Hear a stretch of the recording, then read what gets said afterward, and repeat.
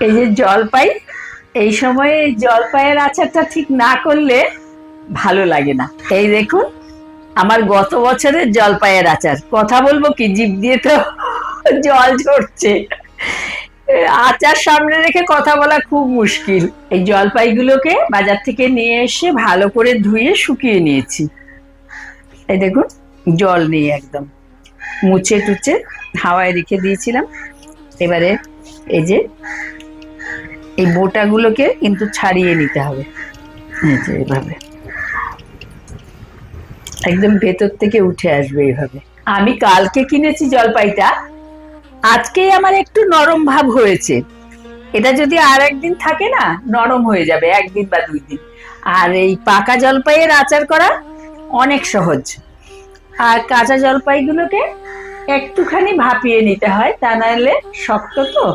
আর আমি মিষ্টি আচার করব, সেই জন্যে আমি এটাকে একটু ভাপিয়ে নেব। একটা স্ট্যান্ড দিয়ে দিলাম, প্লেট দিয়ে এবার জলপাইগুলো দিয়ে দেবো।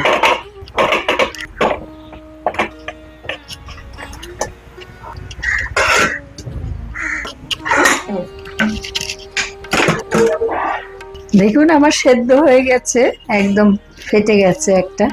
একটা সিটিও দরকার হয়নি। আমি প্রেসারে দিলাম তাড়াতাড়ির জন্য, আমি প্রেসারের সিটি আসার আগে আগেই বন্ধ করে দিয়েছি। এগুলো এখন ফ্যানের তলায় দিয়ে একটু ঠান্ডা করে নিচ্ছি। আচারের জন্য এই শুকনো লঙ্কা নিয়েছি, ঝালটা আপনাদের পছন্দ অনুযায়ী দেবেন। এটাতে একটু ঝাল ভালো লাগে, তবে সবাই তো সমান ঝাল খান না, সেই বুঝে ঝালটা দেবেন। আর এটা নিয়েছি 5 ফোড়ন, সাথে অল্প একটু মৌরি আর জিরে এক্সট্রা নিয়ে নিয়েছি। এগুলো এখন শুকনো খোলায় ভেজে নেব, তার জন্য প্রথমে শুকনো লঙ্কাটা দিচ্ছি। এখন এগুলো দিয়ে দিচ্ছি।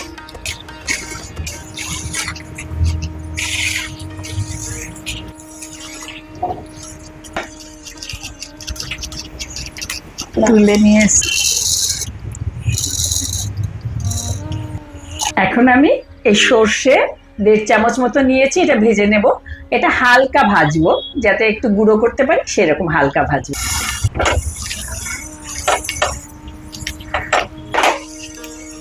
এটাও গুঁড়ো করে নেব।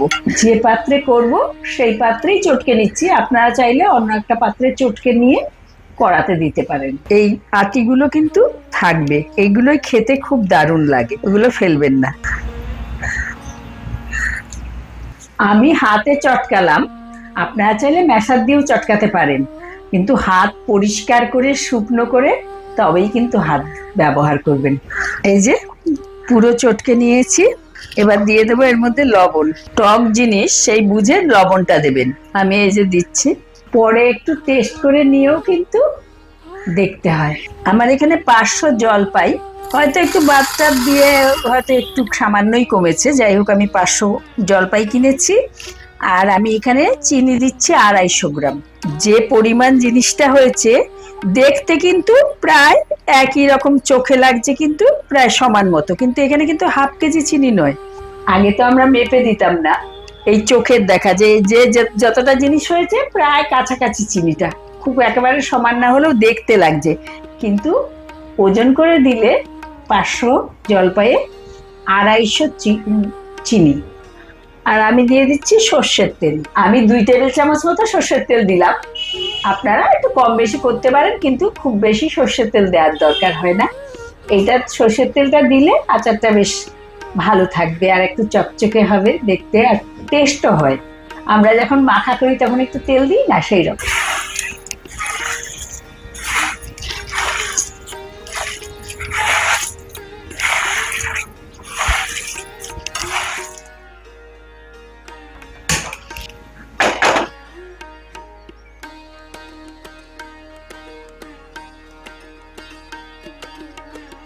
আমার পিসি এই ধরনের আচার টাচারের বয়াম সামনে করলেই বলতেন, আচার দেব, কিন্তু আগে মাটিতে ফুদে দেখি কে কে পারিস, জল না পড়ে মাটিতে ফু দিতে পারিস।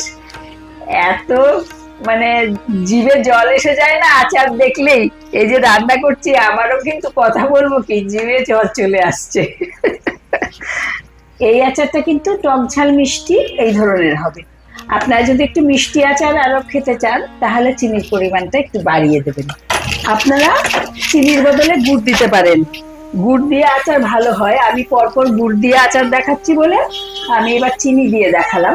অনেকেই বলেন চিনি দিলে হবে কিনা, তাই জন্য চিনি দিয়ে দেখালাম। আপনারা চাইলে গুড় দিয়েও করতে পারেন, প্রসেস একই। এটা মাঝারি আছে করতে করতে দেখবেন একটা সময় আপনার হাতে একদম যেন উঠে আসছে, যে দেখুন, আর লেগে টেগে ধরার কোনো ব্যাপার নেই, আর তেল দিয়েছে তো লেগে ধরবে না। তারপরে এটা ননস্টিক প্যান, আমি একটু বিট নুন দিয়ে দিচ্ছি স্বাদ মতো। আগে যে লবণ দিয়েছি সেটার সঙ্গে যাতে বেশি না হয় সেটা দেখতে হবে। আর যে মশলাটা করে রেখেছিলাম সেই গুঁড়ো মশলাটা দিচ্ছি, আরো দিতে হবে, আমি উল্টে নিয়ে আবার দেবো। ব্যাস, আমার সবটা মশলা লাগবে না, এটা রইলো। ভালো করে মাখিয়ে নিয়ে দেখবো টেস্টটা ঠিকঠাক এসেছে কিনা। এই 1 চামচ, এই 2 চামচ, আর একটু দিলাম। ভিনিগার দেওয়ার ফলে চিনিটা যে জমে যায় সেই জমাটা থাকবে না, জমে যাবে না, আবার অনেক দিন পর্যন্ত ভালো থাকবে, কিছু হবে না। আগেকার দিনে তো শুধু রোদ দিয়ে দিয়ে আচার রাখা হতো, ভিনিগার ইউজ করা হতো না, আমরা প্রথম দিকে করতাম না। এখন ভিনিগার দিয়ে রাখি, অনেকটাই সেফ। একদম প্রায় শুকিয়ে ফেলেছিলাম আচারটা, ভিনিগার দেওয়ার পরে দেখুন আবার একটু নরম হয়ে যাবে। আর এটা ভিনিগারটা দিয়ে কিন্তু একটু জাল দিয়ে তারপরেই নামাবো। দেখুন আচার কিন্তু হয়ে গেছে, এবার আমি বন্ধ করে দিচ্ছি। আগে থেকে একটা বয়াম ভালো করে ধুয়ে পরিষ্কার করে শুকিয়ে রেখেছিলাম, এখন ভিনিগার দিয়ে ধুয়ে নিলাম।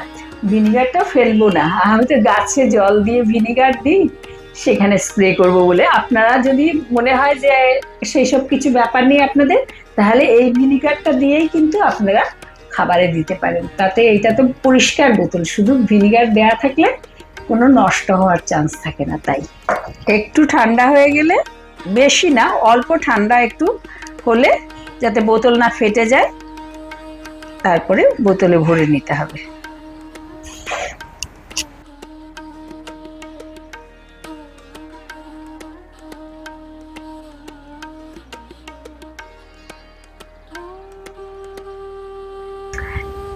গরম আচার কারা খেয়েছেন? আচার তো দেখে লোভ লাগছে, দারুণ। আমার তো সবচেয়ে জলপাইয়ের আচার ভালো লাগে, অবশ্য চালতার আচারটাও। আর এই যে আমার গয়না, এটা তো সৌদামিনীর কালেকশন। আপনাদের প্রয়োজন হলে হোয়াটসঅ্যাপ করুন।